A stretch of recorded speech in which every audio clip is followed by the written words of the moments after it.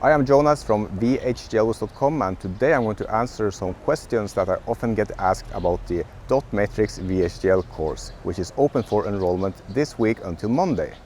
And the Dot Matrix VHDL course is an advanced VHDL verification course where you learn to structure a medium to large scale FPGA project. And we are creating a real product, this Dot Matrix display controller that's going to render a character that we type on the computer on this display.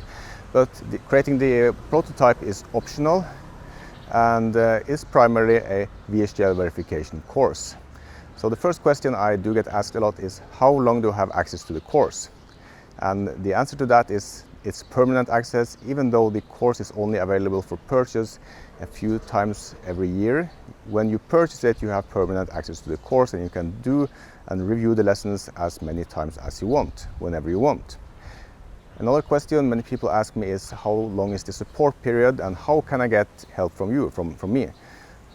Well, you can get help from inside of the course. For each of the 126 lessons over the 17 sections, there is a comment section below the content and the video on the lesson. So at the bottom of the lesson there's going to be a comment section where you can read the comments and answers from me, from other students, and you can ask your own question, and I usually answer within 24 hours. And you can also send me an email if it's a very specific question about the course. And there's no fixed time limit for support. As long as the question is about the lessons in the course, I'm going to answer it. And the other question I also get asked is about this prototype. Where do I get the parts and do I have to build it? I'm including a bill of materials on the sales page and also in the course, so you can see which parts you need to purchase this prototype. This is a $49 lattice iStick FPGA board, but building the prototype is optional. I'm just creating the prototype because I want to show that this is actually a real product that we are creating and not just some imagined project.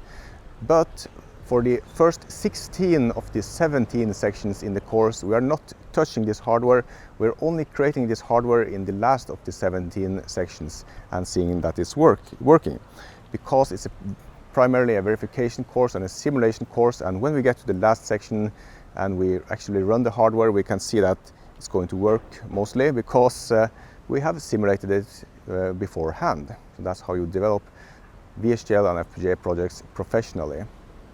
And some people ask me, well, do I have to use this iStick? Can I use a different board like a Xilinx board or an Intel board? Well, you can. The VHDL code works on any board, but I don't recommend that you install the Xilinx or Intel software and use that while you are doing the course. Instead, install the free IceCube 2 software that I am using and ModSim, because it's going to be hard for you to follow the lessons if you're going to use a different software which is vastly different from the one I'm using. And the one I'm using is IceCube 2 and ModSim, and they are both available for free.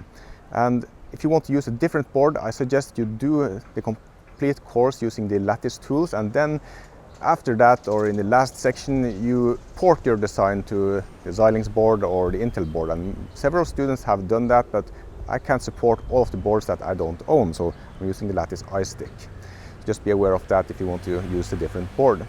And some people ask me, can I use a different simulator like the Vivado simulator? Well, I don't recommend that either, because I'm doing specific things in ModSim.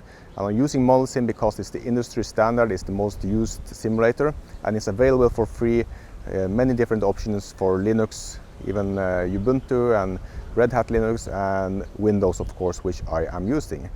So I recommend you just use what I'm using to make it easier for you to learn, and don't fight the simulator or the software. And many people also ask what are the prerequisites, because it's an advanced VHDL course, so what you need to know from beforehand. You need to be on the intermediate, or at least past the beginner level, because you have to know all of the standard VHDL constructs, like what is a process, what is a signal, and how the signals work, and how does like the inter-process communication with signals work, and what is a module, what is an entity, what is a if statement, for loop, and these kind of things. But you don't have to be an expert. That's what I'm going to teach you to become in this course. But you have to know the basic keywords and how they work, because I'm not going to explain them in the course.